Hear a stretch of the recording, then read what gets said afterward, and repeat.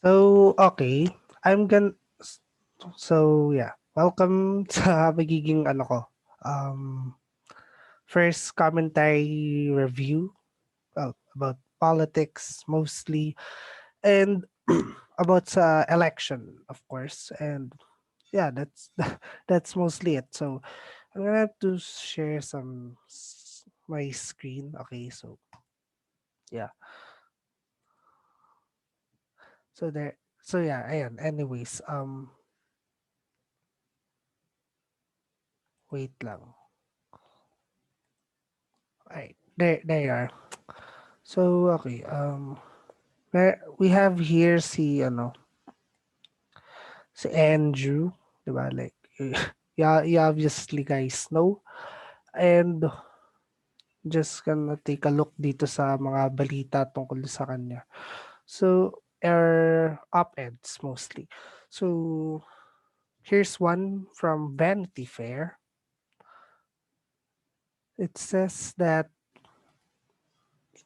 the support on him by the white liberals had collapsed, and of course, like, this is not really parang this ain't really much of a curiosity for me, but it's still about him. So yeah, let's so it says here that he's been making most of it. Okay.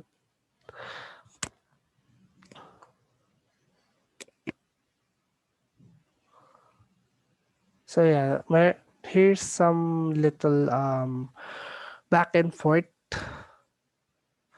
between a man named Jason Samut and Yang himself about him being a lawyer and then became an entrepreneur. So yeah, and then he says, "You're probably right. I've tried to stick with more uh, substance and ideas."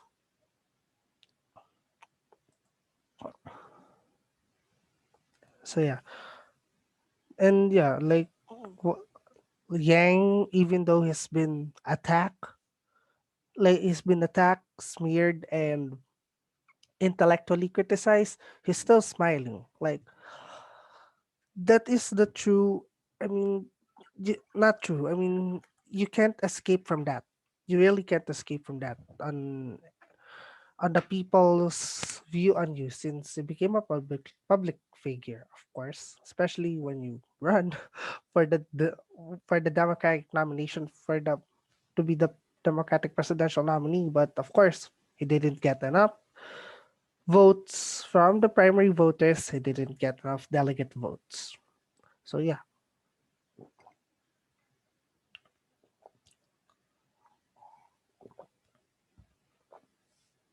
Anyways, I'm talking shit here, so let's continue.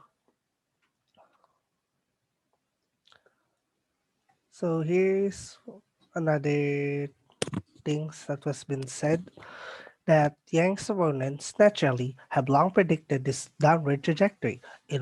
Back in March, Ray Maguire told Jason, if he no no no no no no, it's by Mark Peterson rather.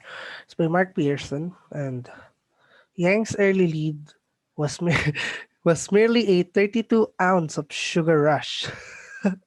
And yet, Yang's appeal wasn't empty, and his decline hasn't been inevitable or simple. A bid for the 2020 Democratic presidential nomination gave him enviable name recognition and massive social media following, which propelled his fast start in the mayoral run. The flip side is that Yang's celebrity and novelty inspired a wealth of local media examination.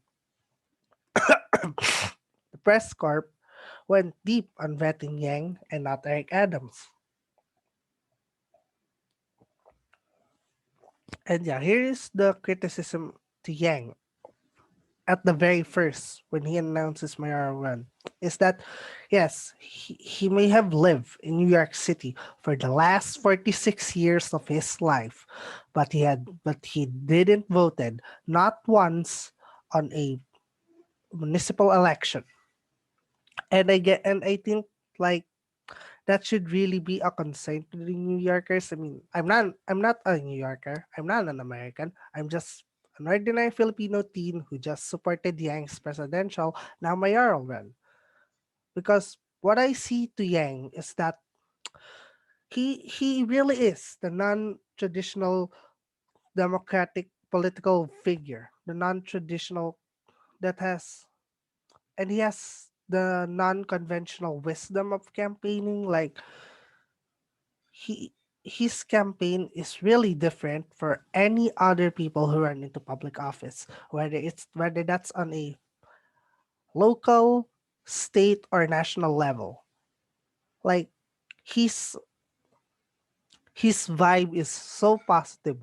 It's more positive than former former South Bend, Indiana, now Secretary Transport Secretary Pete Buttigieg when they both ran for president, of course. So yeah,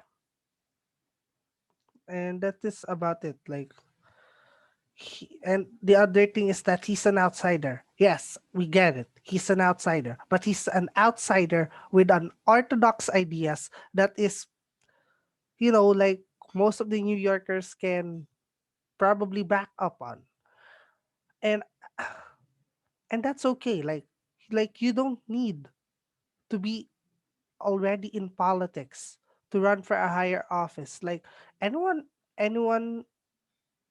can run for public office as long as they can stick to their values, they can stick to their ideologies, and they could really try hard to make their proposed policies to come true. And this is what Yang has been doing. Like he's really campaigning on this. And I'm gonna do reviews on him again. I mean, in June 22, probably. But if not, then maybe after he either wins or lost. And I will write something about that in like after a week, I think, because I heard that since there will probably be thousands or maybe hundreds of thousands of mail-in votes that will be counted too, not just the in the person voting. So yeah, I might either make a review about it on video, or I might write about it on my Medium account. So yeah. Now, let's go naman doon sa sorry if I will sorry if first if I'm speaking in both English and Tagalog at the same time, because I just don't want to speak English for most of the time, okay? Because like that might bore me. Okay, so yeah. So yeah, that's most of so yeah, I don't really wanna read much on this article. Oh, so yeah, here it is. Sorry about that. And yeah, didn't win. Not a single delegate to a single state. He might have, though he received 173,000 Democratic primary votes. Oh, I mean, that's good.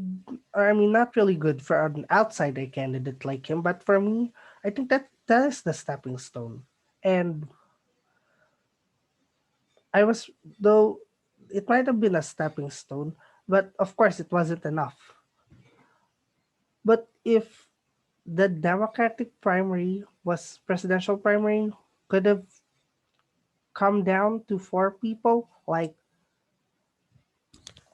Bernie of Vermont, Warren of Massachusetts, Yang of New York, Gabbard of Hawaii. Then they could have all have proportionally received those delegate votes and the primary votes on all 50 states. Like if these four were the only ones who were competing for the presidential Democratic presidential nomination, this would have been it would have been more good, at least in my opinion. rather than the the other candidates. Okay, I don't really hate them. Okay, I don't really know them personally, of course. So yeah, right. Let's talk about something else. Okay, so sorry, low. Right there. Right, this is gonna be a wacky first commentary video because I'm doing. Okay, so yeah. And here it is. Let's go naman dito sa Pinas about sa upcoming 2022 elections. So here is an op-ed coming from Jaime Aquino of the Manila Times. And sinabi niya dito na best tandem daw si Mayor Inday and si incumbent junior senator Bongo. And here's the argument that he had made. It says that the tandem of Davao City Mayor Inday Inday Duterte, I mean Sara Duterte for president, and incumbent Senator Bongo for vice president in the next year's election is the best, strongest, and unbeatable team up if it will be supported and adopted ng PDP laban to the next year's election. So according and with the interview with the Manila Times nung Friday or kahapon niya no? Kahapon ba? Yes, kahapon niya siya. So okay, kahapon. And Professor Salvador Singson de Guzman, siya yung president ng Citizens Movement Against Corruption, Crime, Illegal Drugs, Scam nationwide group now, says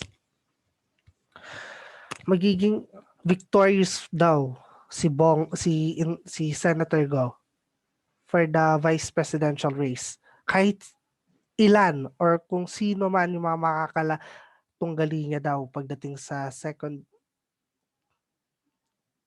for the vice presidential election. You know. And sabi niya dito na ibibigay daw ni current president yung blessing niya to Bongo. And sakaling hindi talaga siya, if ever daw kasi na hindi talaga interested si Duterte na kumandidato for vice president. So, that's according kay Valenzuela City's second Congressional District Congressman Eric Martinez. And karapat dapat daw sigo. Well, of course, may pushback dito yung mga critics ni ni Bongo na if he decides kasi here's what I see it. Here is how I see it. If he decided to run for the vice presidential nomination for the PDP laban, I think it would be a grave mistake. Like hindi pa siya tumatagal sa Senado. He still hasn't been long enough to the Senate, and I don't know if may mga napasa na siyang bills. Probably. I don't know. I can search for it. I can search for that, but I don't have the proof. I don't have the evidence that he's that some of his bills still don't pass. Well, mostly kasi naman na bill, most of his Senate bills na nakita ko is that it's about his malasakit program hospitals, and most of the contains or I mean most of the legislative writings about that hospital had been, to be honest, successful. Yeah. So yeah. And dito pa rin yung mga, and here is the other, possible contenders for the VP race, including si House Majority Leader ng Leyte, Congressman Romualdez and si former senator and then former vice presidential candidate from Ilocos na si Bongbong Marcos Jr. So, na magpinsan pala apparently. And I didn't know that.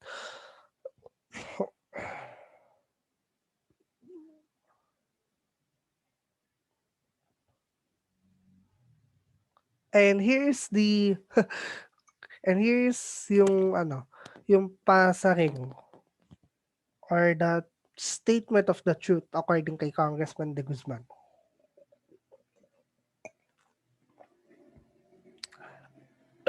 na Bongo have already traveled the whole country. I mean, I can doubt that. Like, but then if I believe it or don't, for Congressman De Guzman, it is immaterial, and that's okay because I still think that he's still si Senator Go, hindi pa rin niya naiikot yung buong bansa. Yun yun. In my view talaga, hindi niya pa naiikot yung buong bansa. And si Romualdez daw, hindi daw niya mapuntahan yung buong congressional district niya because nakatira daw siya sa Manila pa rin apparently. And bakit pa daw siya i-consider ng president? I don't know. Like, may may choice si Duterte, okay? He is the leader or he is the chairman ng or not chairman siya ng PDP laban. Iba kasi daw si Pacquiao siya yung president. Magkaiba pa rin naman natin yung position na yan. So yeah. So si Duterte pa rin naman ang magiging in charge. He'll be and I don't have a doubt that he might rig that primary ng PDP laban. And I really don't care kung sino yung magiging presidential and vice presidential and senatorial and congressional candidates nila. I couldn't care less.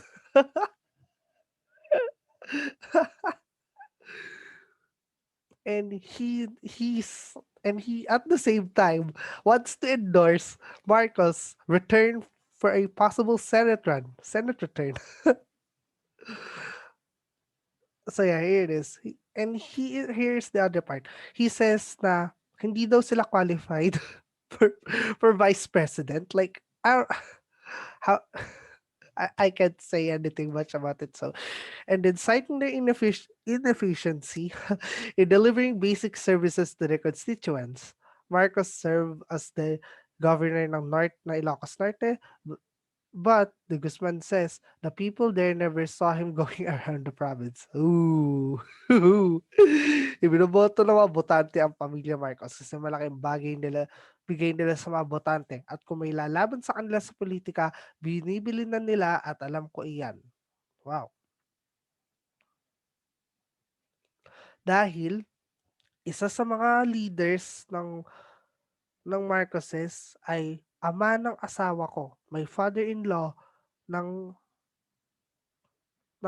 father-in-law na tatay ng asawa ko na taga-Sakat. Oh.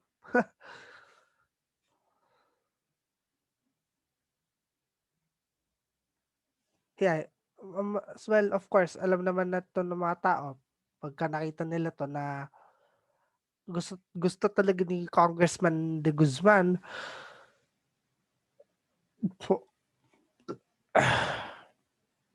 De Guzman na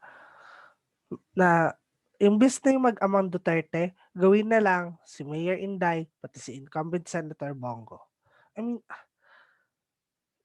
yeah, okay, it will be good to hear that sa mga DDS, but for the rest of us na hindi na either dilawan or hindi dilawan, like you'll give Bongo more power than ever. Like, how the hell will he wield the power of the vice presidency if hindi niya pa na-wield na maayos yung power niya sa Senado? And we all saw that nakita natin yung video na he was dismantled by Senate Minority Leader Franklin Drilon. Okay, like when I saw that, I was like, "Oh, dude," I was like, "Ooh." Na like I really not really hate Drilon. Nadala lang ako ng mga pananalita ng DDS. So yeah. But then yeah, I'm admitting I am a former Liberal Party supporter. But non-voter days pa yon. Pero since I'm gonna be registering as a voter for next year, I'm not gonna vote for party line. I'm not gonna vote. I will probably not vote full opposition or full full DDS or full Dilawan. No, I'm gonna do ticket splitting.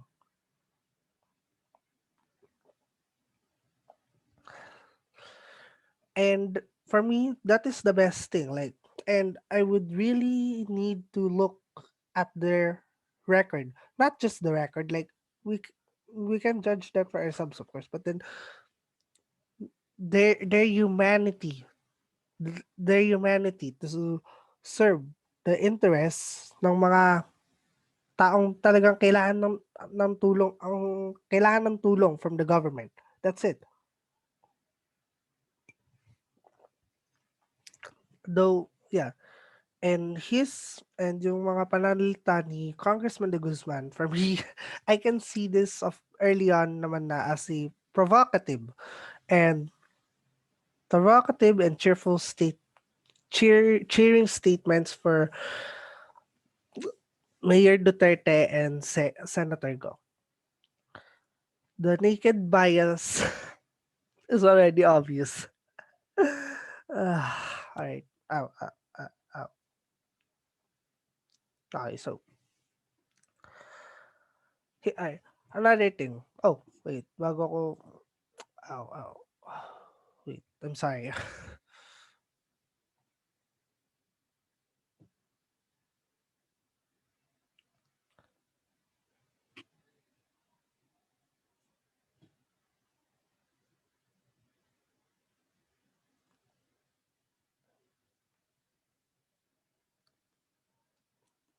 Okay. Alright, so sorry for that. Na ano yung eyes ko. Like, it's twitching after. Right. So, patay. Right, so, uh, alright, let's go to, another news again. I mean, nakita ko na to eh. So, human rights lawyer and the flag or free legal assistance group president na and former senatorial candidate, 2019 senatorial candidate, Attorney Jokno, isa sa mga kinokonsidera na presidential or vice presidential nominees ng opposition coalition Isang Bayan na of course puno pa rin naman sila ng ng political and judicial elites in the likes of I mean I'm not saying this as insult sa kanila, like it's true naman eh, like they still have elites to their group. Okay? Kahit sa PDP laban, kahit sabihin mo may mga iba sala outsiders, no, they're goddamn political insiders, both parties, both groups. Like, that should, like, hindi dapat yon i-deny ng both sides. They should acknowledge it.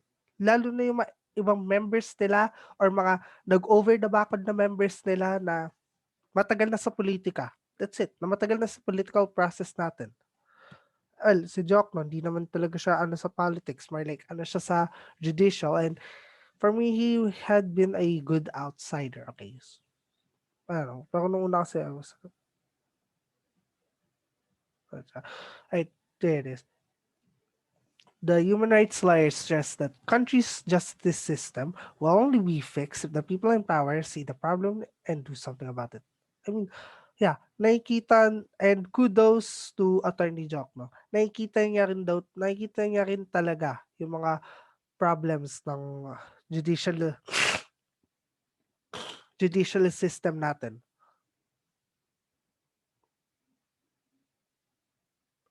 Pero, nakikita nga niya yun, okay? nakikita niya yung mga yung nakikita niya yung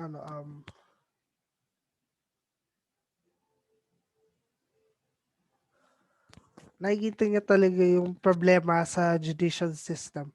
Pero sa economy kasi, medyo may siya, may mga siguro may mga konting lapses siya pagdating sa economy. At least sa view ko obviously. And and if makita na to, mga makakapag-view na to sa YouTube ko, and you jump onto me dahil wala masyadong alam kay Cheljok na I'm sorry na ganun yung pananalita ko towards him. Like like I don't like sorry, I'm not sorry, but that is my view. Okay? I'm not attacking him. I'm not smearing him in bad faith. I just have concerns. That's it. Kahit di naman sa opposition ay sa ruling party mo yung mga mas malala pa nga ano kayo. So yeah, that's it. Yun lang yung mga ano lang. Yun lang mga at yan, yung pa mga iba pang kinokonsidera na si VP Leni, syempre si former Senator Trillanes, well, gustong-gusto niya and I don't have doubts about that. And well, si Congresswoman and star for all seasons na si Vilma Santos. Well, of course she doesn't want it. Like no, she doesn't give a crap. Okay, that's it. She doesn't give a crap. Okay. So alright, so here is my so I'm gonna say this. Yung problem ko sa isang bayan. Okay? My problem to isang bayan is that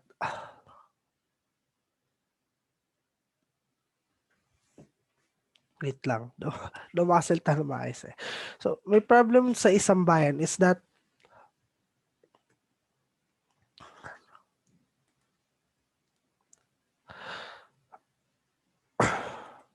ang problema ko sa isang bayan is that I'm somewhat pissed to them lately, okay? I'm somewhat pissed to them lately because hindi nila tinatanggap yung ano ko, yung mga sinishare post ko sa sa official FB group page nila. And I understand kung pero I do understand, but I'm disappointed. Like I thought everyone can post whatever the hell they want. Pero as I see it, no. Like if you only share posts about doon sa mga balita na good praises kay Lenny kasi she does work hard as vice president, to be honest. Hindi lang yun masyadong napaproject ng maayos ng mga right-wing medias dito sa Pilipinas. Like, totoo, like, to be honest, may right-wing pa rin ng media dito sa Pilipinas. And I consider yung SMNI News as right-wing or the Fox News ng Pilipinas, okay? The Fox News ng Pilipinas. Okay? So, yeah.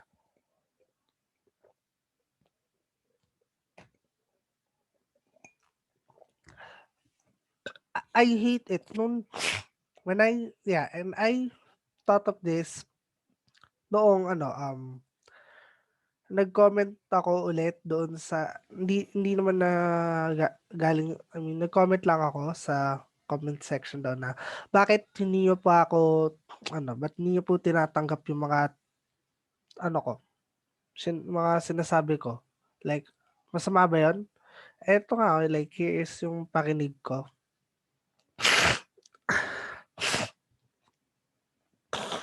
Ito yung pakinig ko dun. Wait, asan na ba yun?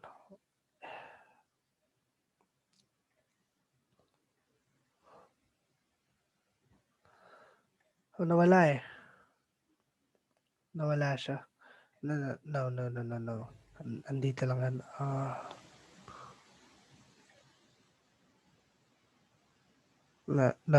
No. Okay. Shit. Nawala. Yeah, nawala. So, here it is. Okay. At yung problema ko dun sa isang bayan is that bakit tinatanggap lang nila panay mga positive posts and articles op-eds about VP Leni? Then hindi nila tinatanggap yung mga sinasabi ko na like we really need to have a new voting system dito sa Pilipinas. To be honest, I've been already saying this out loud dito sa Twitter account ko, and I was pissed na most people don't give a fuck. Right? I'm gonna say it. They don't give a fuck. I, like, okay, fine. I get it. Like, kanya-kanya tayo ng mga idea or kanya-kanya tayo ng mga proposed po- policies. But I wish that they could recognize yung importance ng sinasabi ko na we really need to change our political we really need to change our election voting process here pala. Yun. You know why?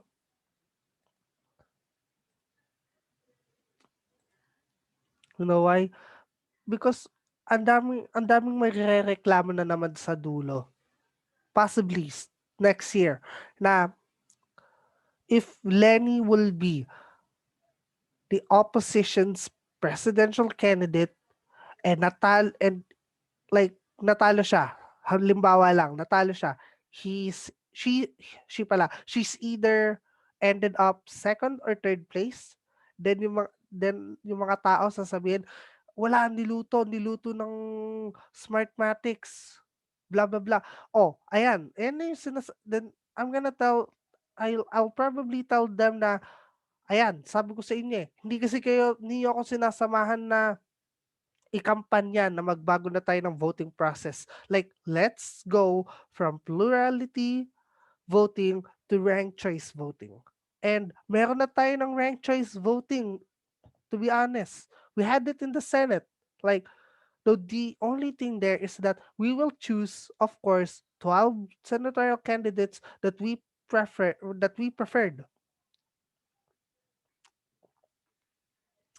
And yung mga ganun din sa city council elections natin. Well, depende sa mga number ng city councilors sa kada bayan, 'di ba? Kasi dito sa Gen 3, I think it's 10 or yeah, it's 10 noon noon ata, but then they nagdagdag sila ng seats. They push it into 14 city council seats if I don't know, probably. So yeah, yun.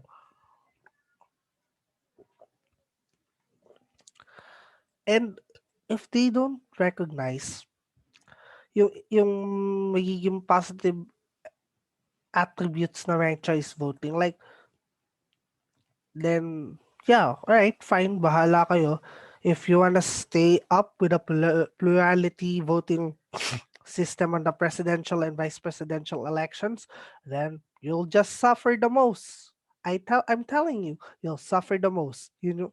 Ngayon pa lang, sinasabi ko na sa inyo, hindi lang sa isang bayan, kundi sa mga supporters nila, na please help me. I want you to help me promote for ranked choice voting as a as an alternative, and make it, or I don't know, make it happen in some way. Kasi hindi ko pa alam eh kung pwedeng isabatas ang ranked choice voting into a law. Pero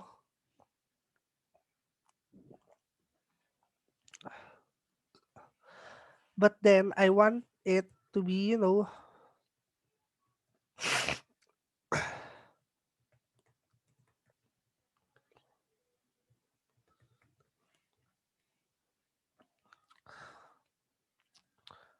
but then ayun. Ayun, pwede naman daw. Well, yeah, according here, pwede naman daw. Referendum. Like, we need to have a referendum for ranked choice voting. I'm telling you. Like, ano, ipaliwanag nyo lang, ipaliwanag lang sa majority of the people na wala talaga masyadong pakialam sa election process, basta bumoto lang sila dahil I mean alam naman nila kung paano bumoto obviously, but then my point is we need nagsa-circle around ako, okay, I'm sorry. But then we need to introduce ranked choice voting in 20 let's make an initiative of it in 2022. So if like obviously hindi na siya magiging like obviously hindi siya mai-implement not now, but I hope we can implement it in 2025 or at least yeah, and then we applied it also sa governors, vice governors, mayors, vice mayors elections, 'di ba? 'Yun. And pati na rin sa district reps. Okay, and yung propose way ko kasi or I mean, yung proposal ko kasi for a ranked choice voting is that instead na i-shave, shave ang, no, hindi. Instead na i-shade natin yung bilog na ballots, mga rectangular ballots na after the, na before, na after sa names ng mga candidates on public offices, we rank them na we write 1, 2, 3, etc. Diba? Like, gano'n. Yun yung gusto kong ranked choice voting. And then, syempre then, doon bibilangin sa first, like, bibilangin sa first choice. So, kung sino yung first choice mo, sino yung first choice mo, second choice, third, blah, blah, blah. Right. If kung sino yung manalo, kung sinong candidate yung manalo, yung naging top na first choice, second choice, third choice ng mga voters, then he'll win the vote. But then I saw this argument doon sa Reddit eh. I talk about this then sa Reddit, and then I was advocating na rin sa ranked choice voting noon.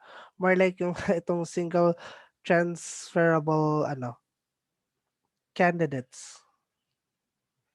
Okay, so never mind. So yun. Then may nagsabi doon na it should be 50% plus to win. And I said na parang may hirapan kasi tayo nila eh. Like, where the hell can we find 50%, the chunk of 50% of voters that can deliver the win for a either presidential or vice presidential candidate, diba? So, that's it. And my thing about this is in the ranked choice voting, as I've said, instead of shading direct the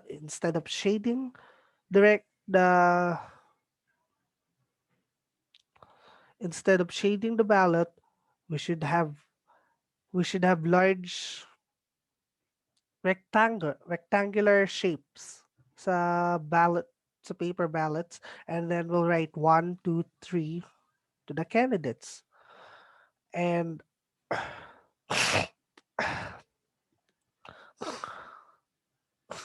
and then but then we will still but then it will be in a plurality way of results pa rin, of course. Yun pa rin kasi talaga yung gusto ko pagdating sa ranked choice voting, na may halo din talagang plurality of the results.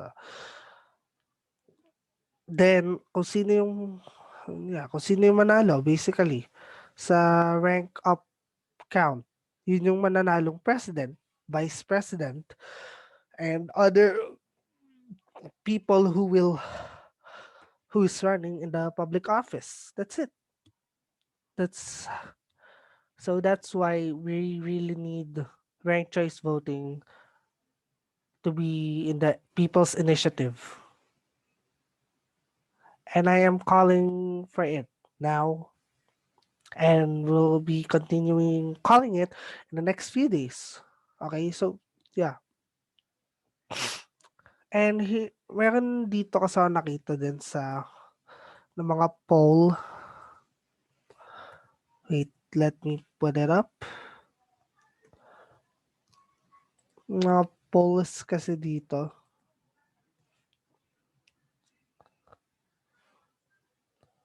Surveys, diba? So, may mga surveys dito na nilagay.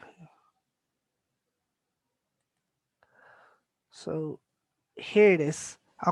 Here, let's see the opinion polling. So, ito yung mga preferences, diba? If mga posibleng presidential candidates so if ranked choice voting will be applied for next year or if sana lang nagkaroon, but then here's my RCV mock game. My my first choice will be it I mean imagine scenario lang to obviously, but then in my first choice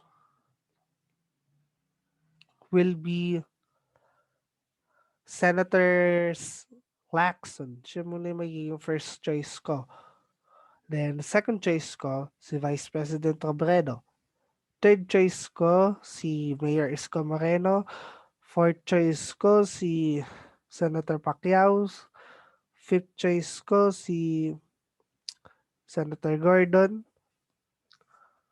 Sixth ko, si pang-anim kong choice, si preferred choice, si Senator Poe. Pang-seventh ko, si Justice Antonio Carpio. Pang-walo ko, um, si former Vice President Binay. Pang-siyam ko, si Cayetano. 10th, si Chidoro. 11th, si Mayor Sara. 12th, si Senator Go. Pang-13th, si Senator Marcos. Yeah, former Senator Marcos pala. Yun yung, that's how ranked choice voting works, okay? Okay, then yeah, yun yung, yun yung mga for if sila talaga yung mga magiging candidates for next year, but I doubt that. And yeah, it's just a ranked choice voting mock game, obviously. So, I did a segment on this dun sa FB ko. Anyways, yun, that's it. Kaya, ayun. Kaya gusto ko yung ranked choice voting, okay? And if hindi yun mangyari dito sa Pilipinas, like, fine, that's it. Talagang magiging magulo ang elections natin. Ako na nagsasabi sa inyo.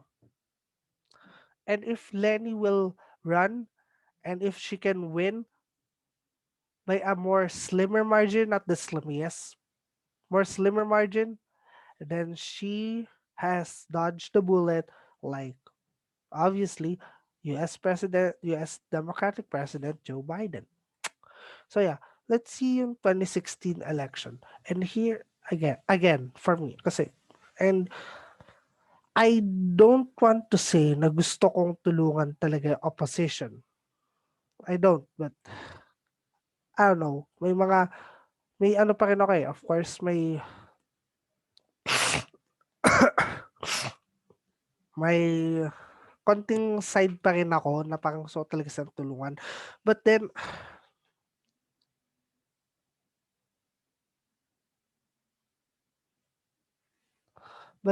so yeah, ayun. Well, tulad ng ginagawa nito.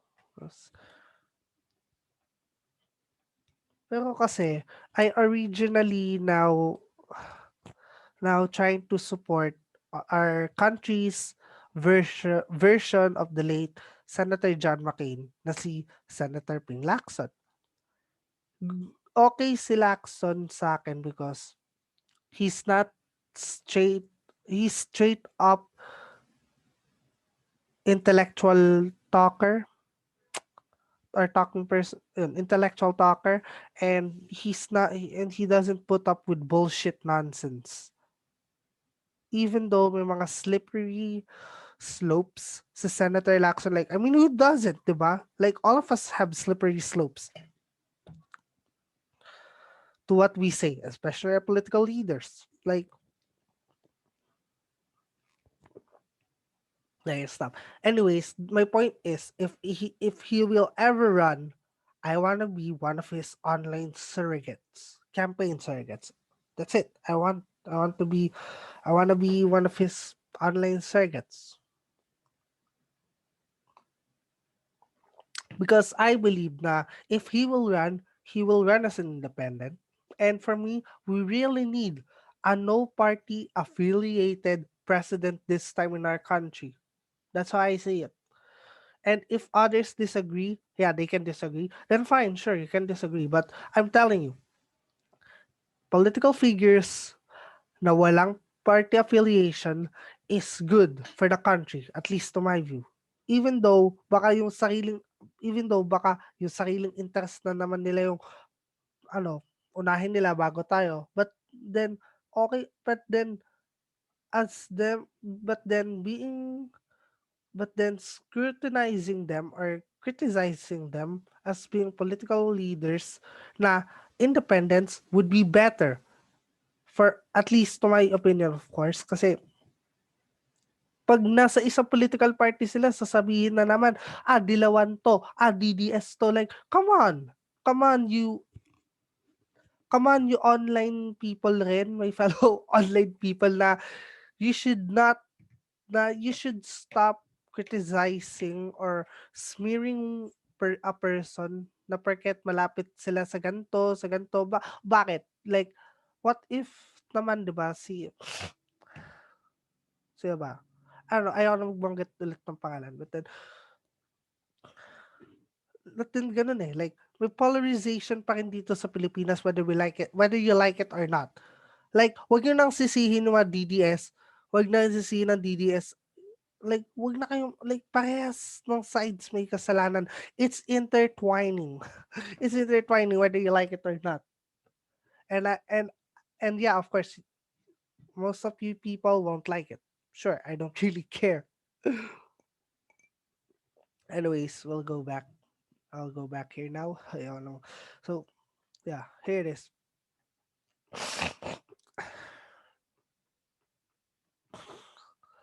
So, ito yung mga napanalo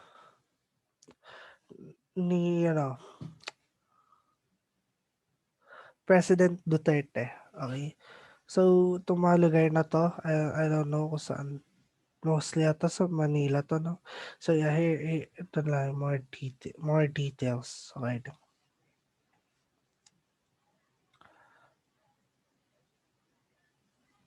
And, alright, never mind. So, ito yung mga napanalo ni Secretary Rojas. Halos yun. Pero mas naging maganda rin kasi talaga yung showing ni Senator Po. Though, yun.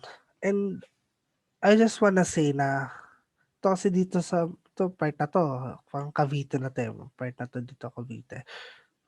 Anyways, alright. So, in order for the for the 2022 presidential opposition candidate to win more provinces, I think kailangan mo rin mapanalo yung mga nakuha ni Senator Po.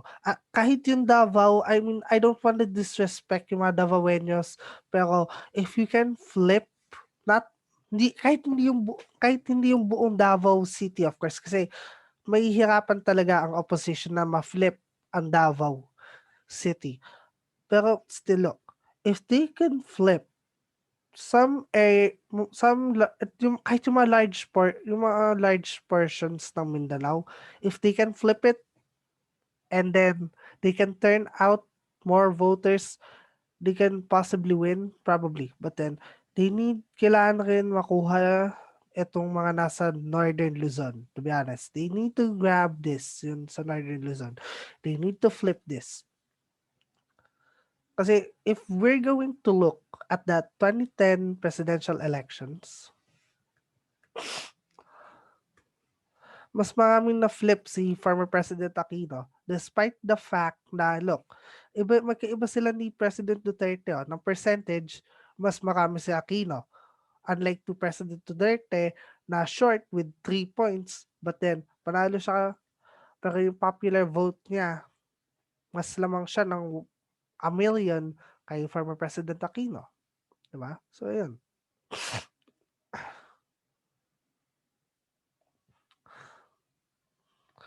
Anyways, ito yung mga na-flip. Ito yung mga na-flip ni then Senator Aquino. Ang ganda nung showing niya dito lahat to. Like, halos lahat na flip niya. Halos lahat na flip.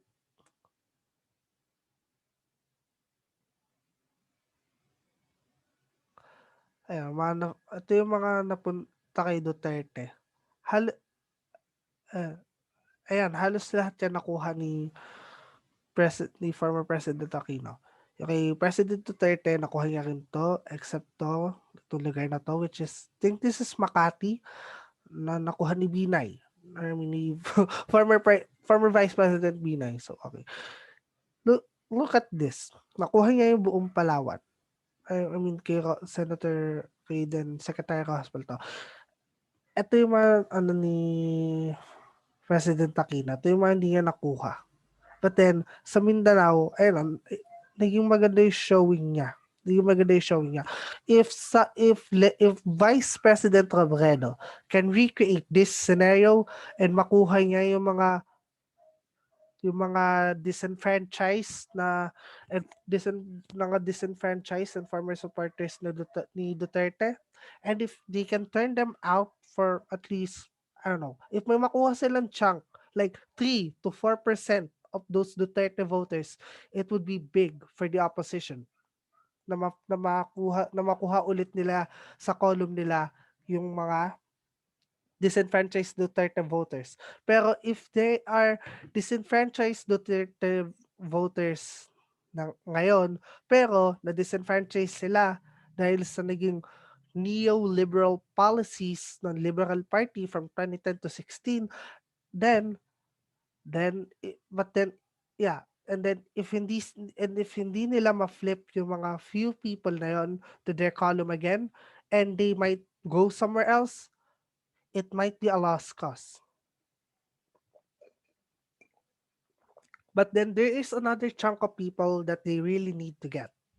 Well, of course, yung mga youth, mostly ka-age ko, and then yung mga ka-age na mga kakilala kong millennials na fed up na sa political process natin, na hindi naman na-drain, or I mean, hindi naman sinira yung corrupt political process kasi nakinabang din si President, they will still go to Leni, whether I like it or not. But then, bahala sila, di ba? That's their voting mentality, not mine. I'm just saying na baka mahirapan akong pumili for president dahil nga I'm advocating for ranked choice voting. Ayun, yun lang. Yun din yung masasabi ko. Pero yun, tama. Na-flip nasa column ni President Aquino, yan, until halos lahat ng mga, ayun, ang laki ng difference. Like, nakuha ni Senator Poe lahat ng mga na yan. Yung buong lower part ng Northern Luzon. Oops, sorry about this. Mga part ng Northern Luzon, which is like wow. That shows you na fed up yung mga taga Northern Luzon sa naging mga policies na ang ng then Aquino administration. Yun lang yung masasabi ko. If Vice President Robredo will be the nominee, and if she can do this kind of scenario again, but then maka-turn out na mas maraming votes, na makaabot siguro ng 20 million, but then that's still in a plural majority, like wow, I guess she pulled it off, diba? Yun lang. I'm still I'm still ano eh, of course, I'm still not really gonna be fully supporting her if Senator Lacson runs. Like, I'm sorry. Yun lang yung masasabi ko doon. So, and then, pag malalaman, and then I might come back to another video in October, which siguro, paano ba? Siguro after ng filing ng mga possible presidential and vice presidential candidates, then doon ulit ako gagawa ng ranked choice voting mock game again. That's it. Yun yung mga yung gagawin ko na. Yun yung gagawin ko. Right. Then yung sa 2022 Philippine Senate elections, like may mga nakikita na akong ano eh, may mga nakikita na akong worthy to be senators. May humble opinion, of course. Pero yung mga potential daw kasi dito, wala pa.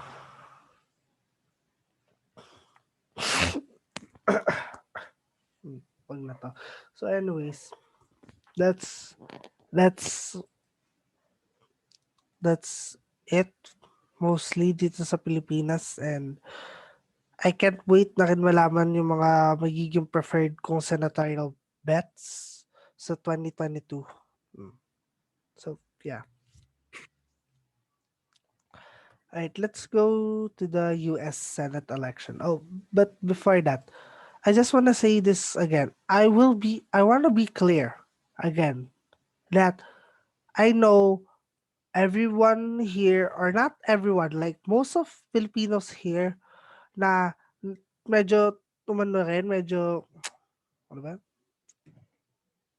naging anxious din about sa US presidential elections. Like, if you only gonna give a fuck about the US presidential election pag natapos na yung primaries, then fine, sige, bahala kayo. Pero at least you should recognize the damn primaries. The damn presidential primaries, you should recognize that. I'm telling this also to the Filipino political analysts na tumingin din, na nag-take a look din sa nangyari doon sa US presidential election. And if you will do the same bullshit in 2024, please, wag na kayong makialam. I mean, I'm not, look, I get it. Like, makikialam lang kayo pag general election. And if if either presidential candidate will give benefit to our country, fine. Pero you should, ano, sige, bahala na sila. Basta ako, makikialam lang ako sa primaries. Muna. Because I may not be an American voter, but I do care about sa situation na nangyayari din sa US. Like, sasabihin ng iba, oh, US is great. Like, sure, it's great. But then, the point is that s- people are, people there are suffering as well, obviously.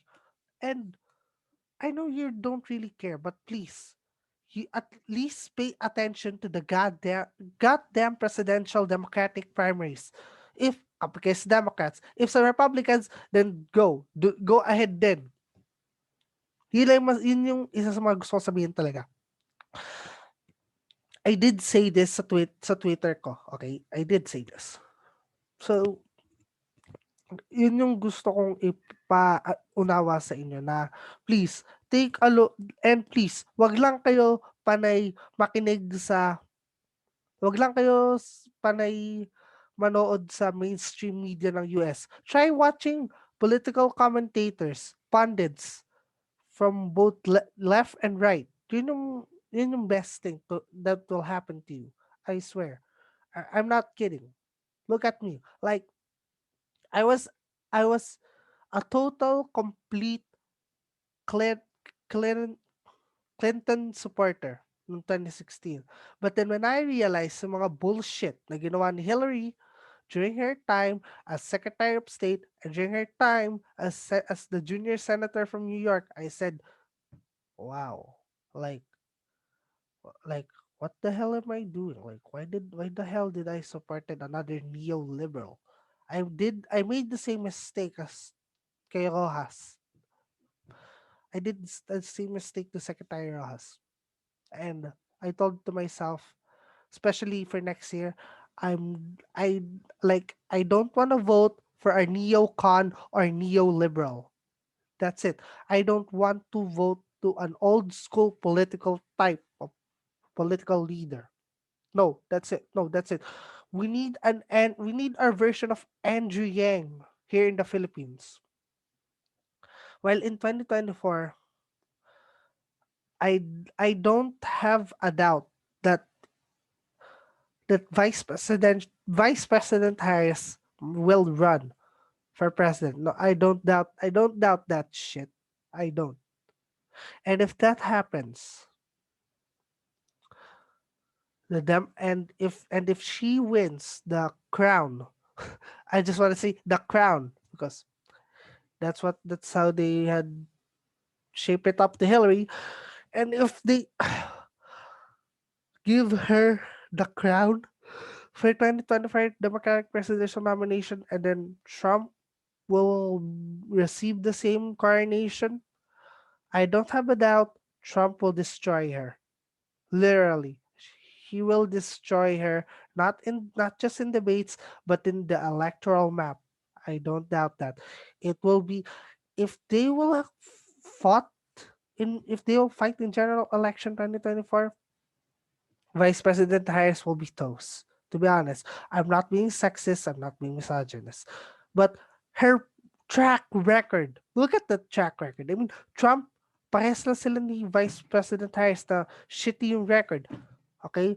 But then, more people might vote for Trump again. Okay? And then, Vice President Harris might be wiped out. If that will happen, then, congrats, Democrats, you screwed up yourselves. You didn't choose Andrew Yang, you need to pay the consequences. I mean, not necessarily picked, more like they didn't necessarily give an outsider a chance. So yeah, that's how it is. And that will be my continued criticism for the Filipino political analysts who had been taking a look at the US and just only care about the international politics nila kaysa sa domestic politics nila. Oh, wait. I don't wanna say much about the US Senate, but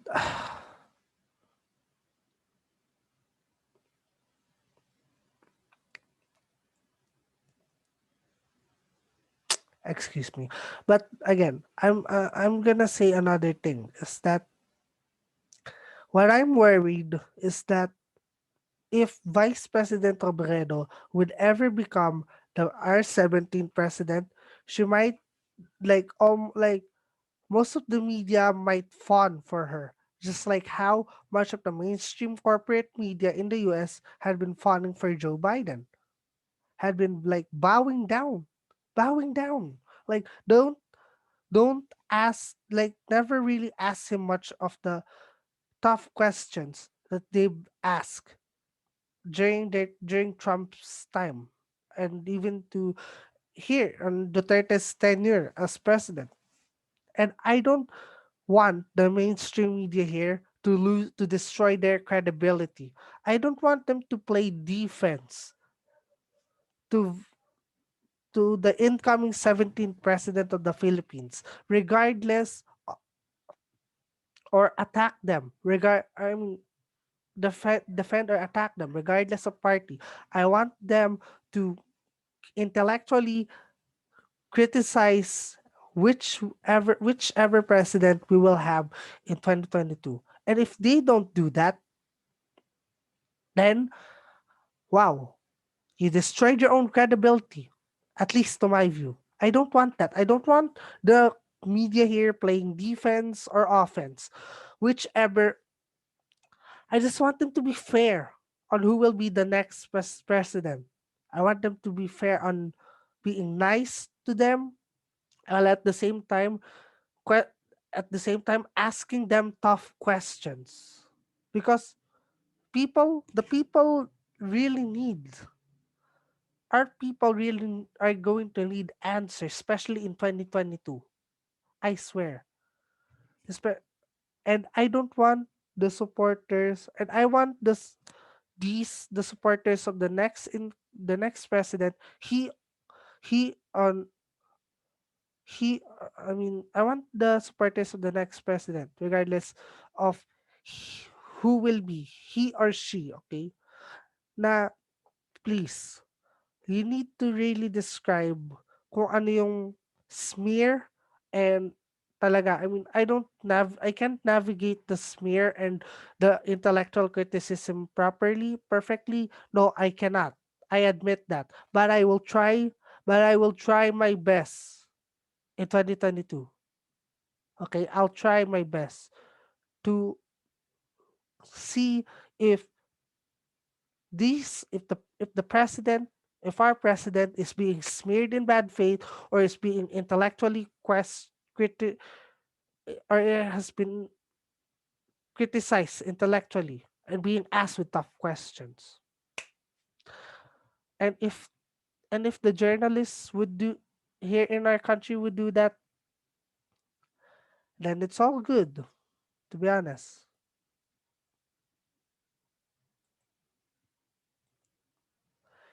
It's all it's all good, to be honest. Like, and yun lang yung mga much of the things that I can tell. And kung sino man yung magiging opposition, magiging isang bayan presidential candidate, well, good luck. But then, I still believe that Vice President Leni Robredo will be the isang bayan coalition's presidential opposition candidate. And I won't doubt that. Not now, not never. Because halatang halata naman sa mga comments ng mga kasali dun sa isang bayan FB group page na they really want Lenny. If they want it, then but then of course ayaw muna ng isang bayan, but they'll still consider it. So, and yun lang yung mga wala na wala na akong ibang masabi. So, good luck to the 2022 candidates in each and every level of position. And I can wait to register as a voter, even though I know to myself I'll be disenfranchised. And next time I'll have really a proper commentaries about Anthony Fauci, as in Fauxchi. Fauci. That's it. Well, I'm gonna end now this monologuing of mine, commentary of mine now, and goodbye and goodbye for now, and I know na magiging cringe ako dito. So yeah.